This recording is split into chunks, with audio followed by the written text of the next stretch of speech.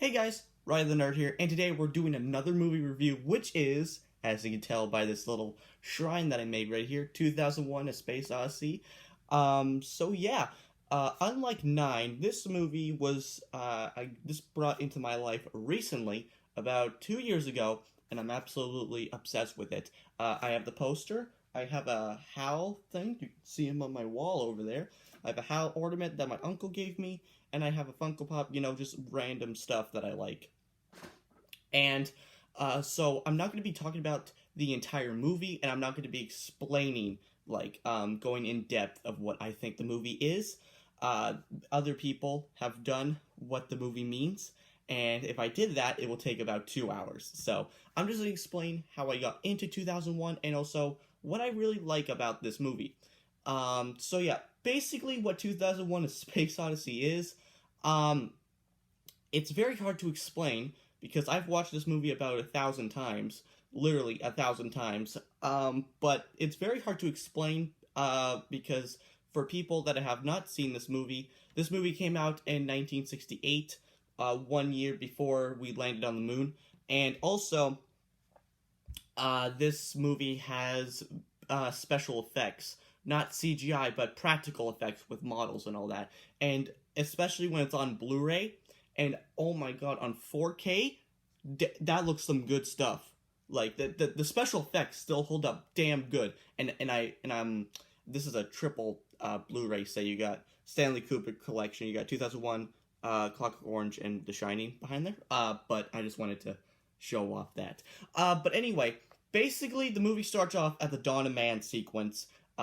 Basically where pre-humans, pre-man, they're starving to death.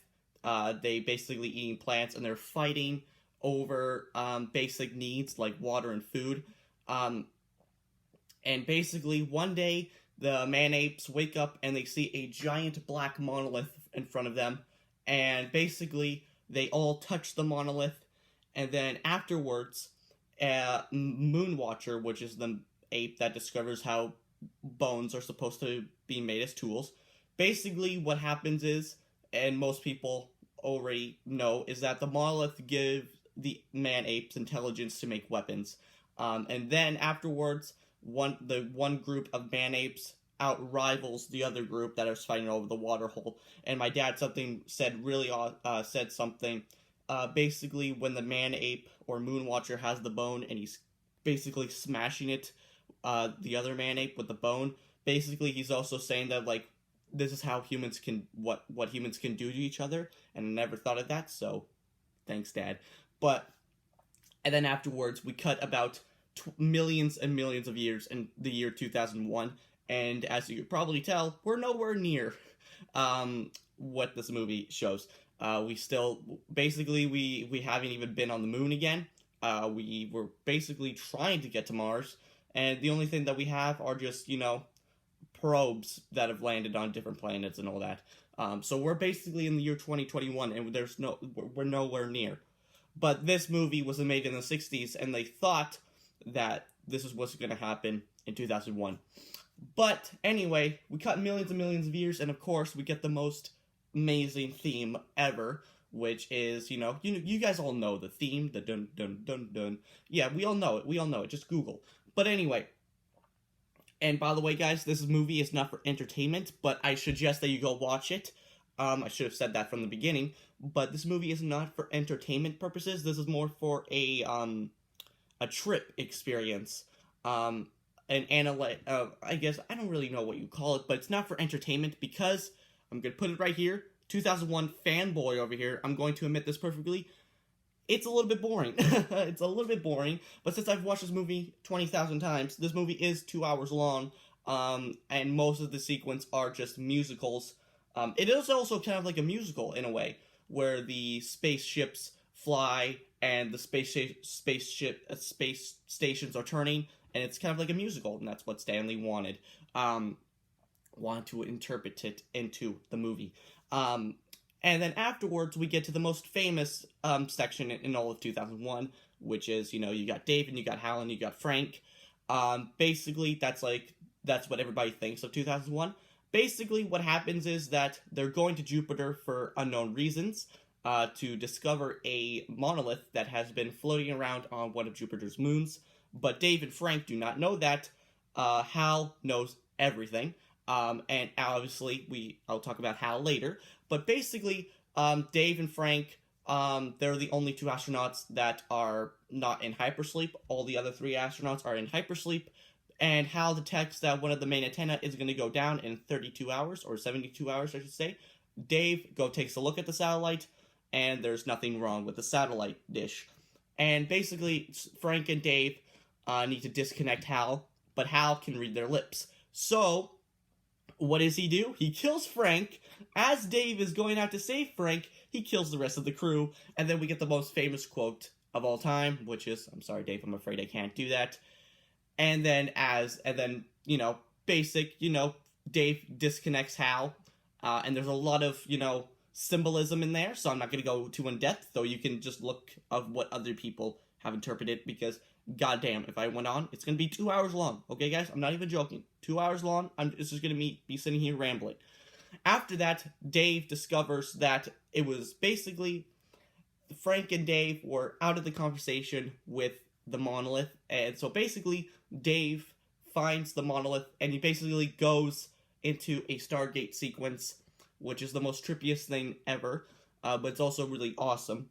And then afterwards, he appears in a white room, and and he sees himself old, and then he sees himself older in a bed, and then afterwards he dies, and then afterwards a monolith appears in front of his bed. He reaches to touch it, and basically what happens is that he becomes a Star Child, and then afterwards, basically, Dave, or the Star Child, basically is floating over Earth, and then we get the famous shot of it just turning its head, and then the movie ends.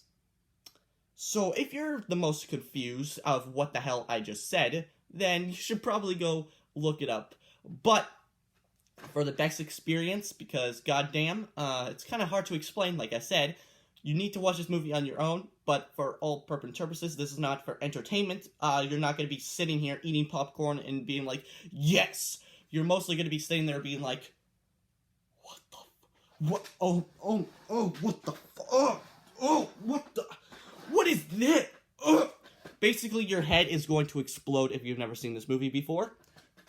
But how I got introduced to 2001 was actually by a movie. Movie. I can't remember what it was, but it was something on YouTube about movie and villains and all that, obviously, because I love my villains.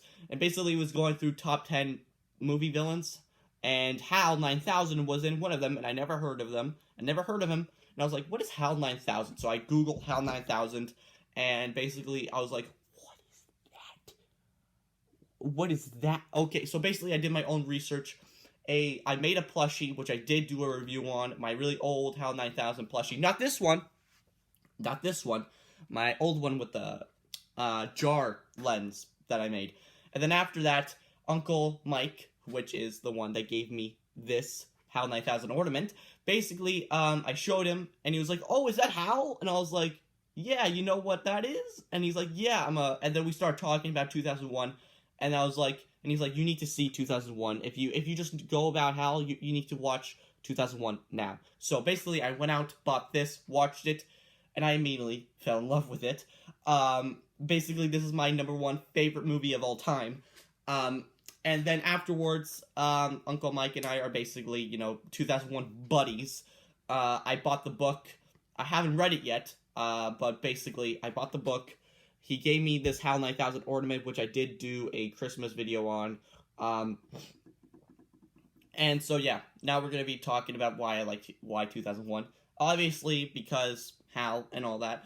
But mostly because the special effects, or the practical effects, I should say, look really good in this movie. They look fantastic.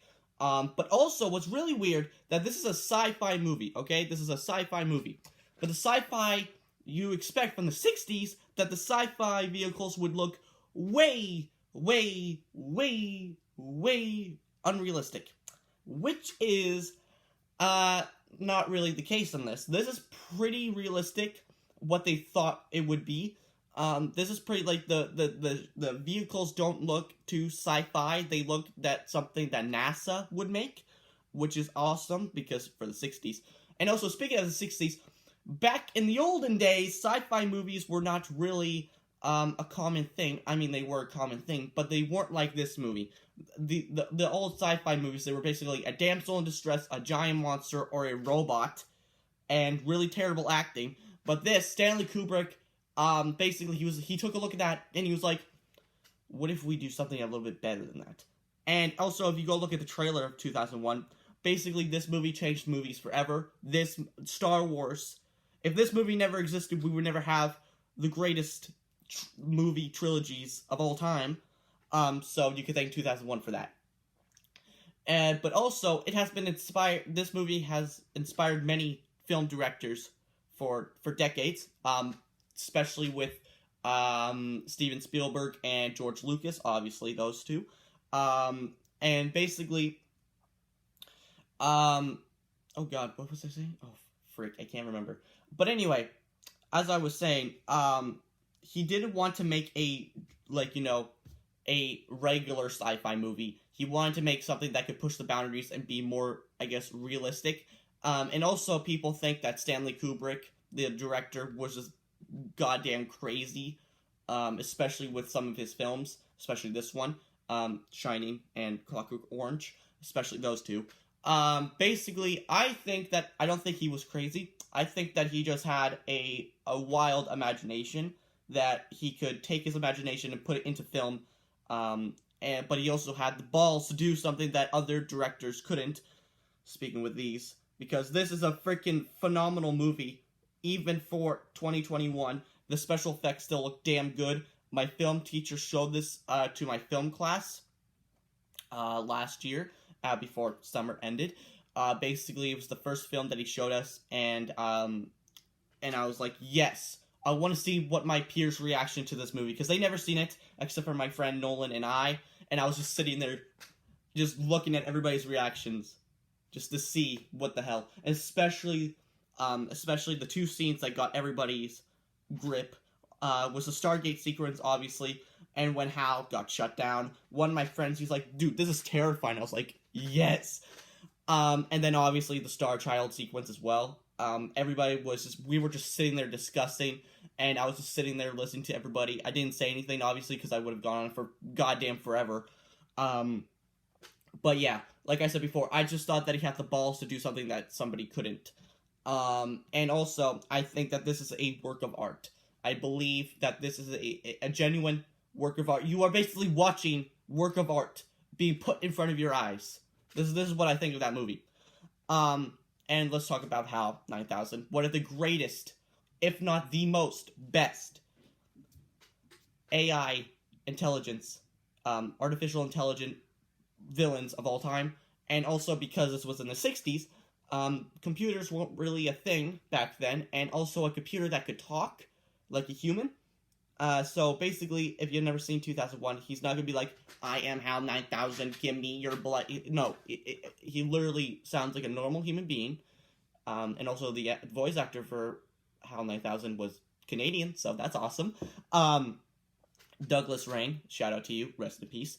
But anyway, one of the greatest villains in cinema history, if I think. He is basically, if not the main character, or you could say that he's the main antagonist, which he technically is, but I just think that Frank and Dave here, and all the other humans, they're very monotone, they're very machine-like, but Hal is very concerned about the mission, he's very concerned for others, he's very, like out that, and also, he's acting in self-defense. When Dave and Frank are planning to disconnect them, he's basically acting in self-defense, because he's basically taking away, they're playing killing him. That's basically what he thinks. And also, when Dave is disconnecting Hal, Hal is like, Dave, yo, buddy, chill, please. We can work this out, buddy. We can do this. But Dave is just with monotone, blank expression, just disconnecting him. With no emotion on his face. And then he sends Daisy, which, fun fact, Daisy was the first computer song sent by a computer. So Stanley Kubrick was an homage to that. So yeah. And, oh god. Frick, I was about to say something and I can't. See, that's something when I go on, and I think that I'm going to say something, but I really don't. Yeah, okay. This, as I said before, one of my favorite movies of all time. If you have not seen it, go watch it, please. And if you have seen it, and you're like, what the hell just happened? Go look on YouTube and see what other people think of the movie, what it means in that way. So yeah. Thank you guys so much for watching. Like, comment, subscribe. I don't care what you do, but you guys know what time it is. So, bye guys.